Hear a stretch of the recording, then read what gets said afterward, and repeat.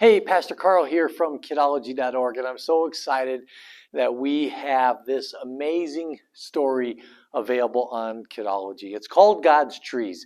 You've probably heard of it before. Maybe you heard it under the name A Tale of Three Trees. It's a story that's been around for many, many years. In fact, many people have done renditions of it.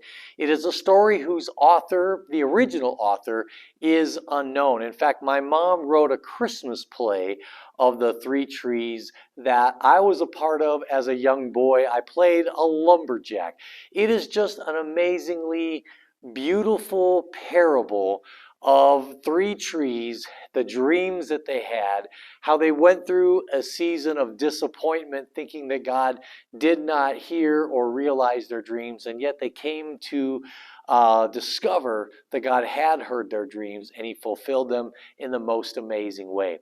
Well, I decided to rewrite this story in a unique and a new way for the Hark from the Herald Christmas series that's available on Kidology at kidology.org/Hark.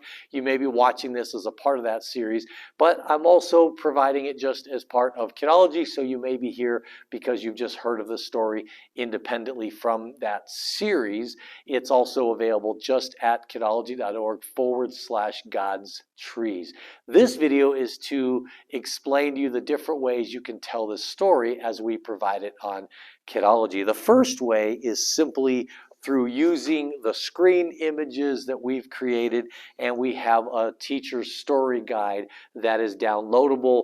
This is kind of like a storyteller's cheat sheet. If you just want to tell the story, you can read my retelling of the story here. You can learn the story and internalize the story and just tell it in your own way, and that is fantastic. There was a really popular version of the story that came out back, I think, in 1989, and I'm going to look up her name. It was told by a woman named Angela Hunt.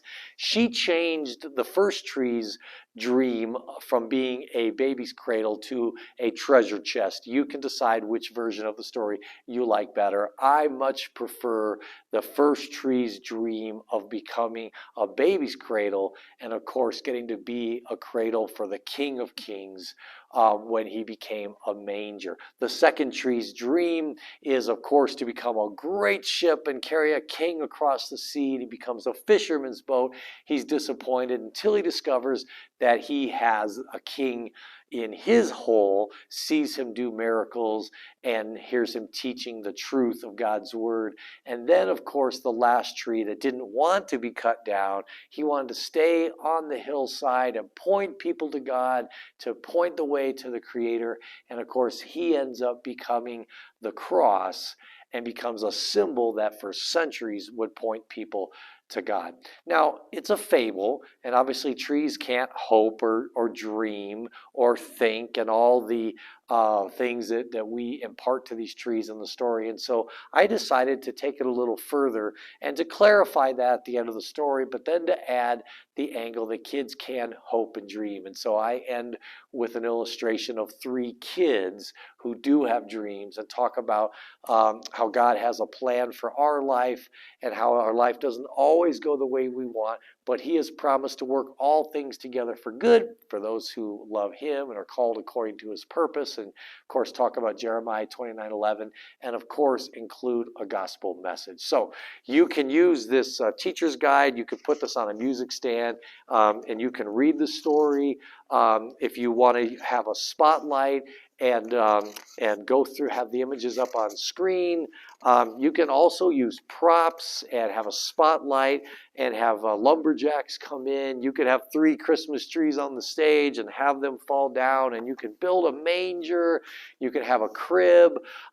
You can really have a lot of fun just bringing this story to life. It's a beautiful, beautiful story that illustrates the gospel, and it's not just a Christmas story. This is a story that can also be used at Easter time, as it also, of course, pertains to Good Friday when Jesus died, and of course the fact that Jesus did not stay dead, but he rose again. And I include that in the story because I think sometimes we only talk about Christmas and Jesus' birth at Christmas time when that's a year-round wonderful story, and the same with the Easter story as well. But there's also a storybook version where it's been reformatted from the 16:9 screen dimensions to an 8.5 by 11 version.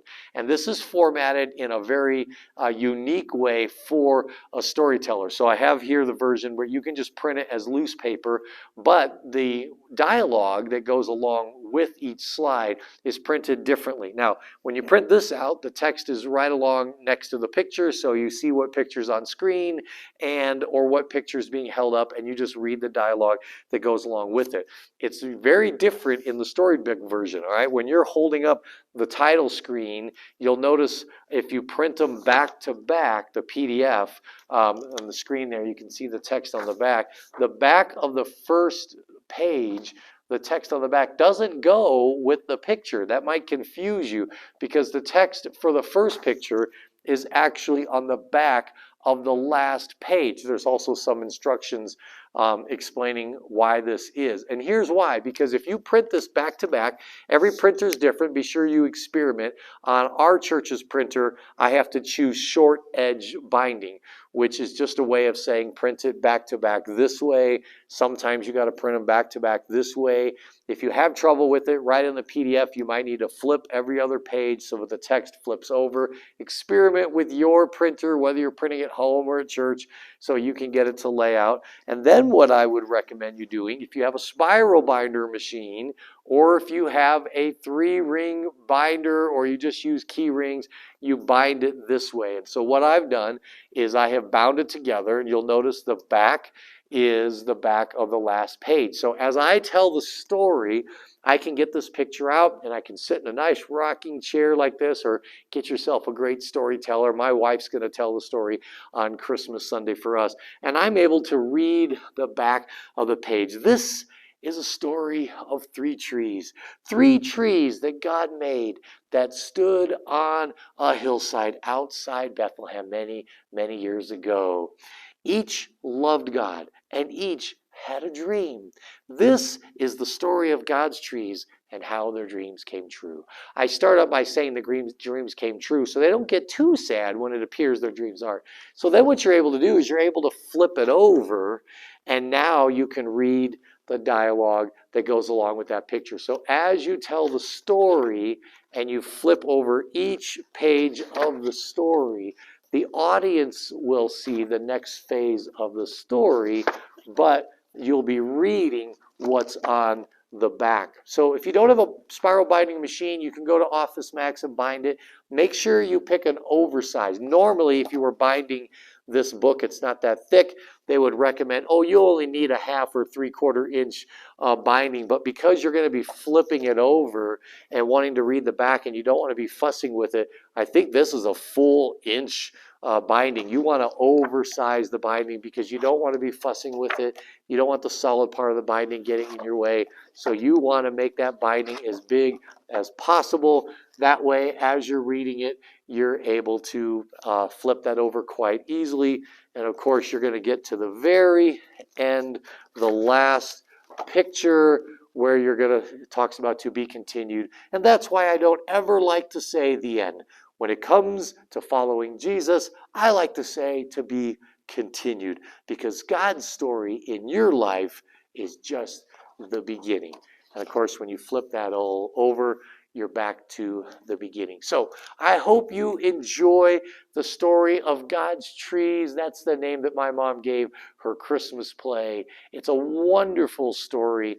I tear up when I tell it. It is such a touching story of these 3 trees, the dreams that God gave them, the disappointment that they went through, and then how God ended up fulfilling their dreams. But I think it's so powerful because we all had dreams as kids, and our kids that we're teaching, they have dreams and aspirations, and they need to know that God understands. Some of those dreams, they come from God if they're good dreams. And so we need to let them know that God hears and He understands. And the scripture says, if anything we ask, if it's according to His will, which means it's a good dream, He delights to answer those prayers and those dreams. So enjoy the story of God's trees. I'd love to see pictures of how you present it. Just go to our Facebook group, kidology.org/Facebook. We'll direct you to it. Send us emails and pictures and let us know the impact that this beautiful story has in your ministry this Christmas. Thanks for watching.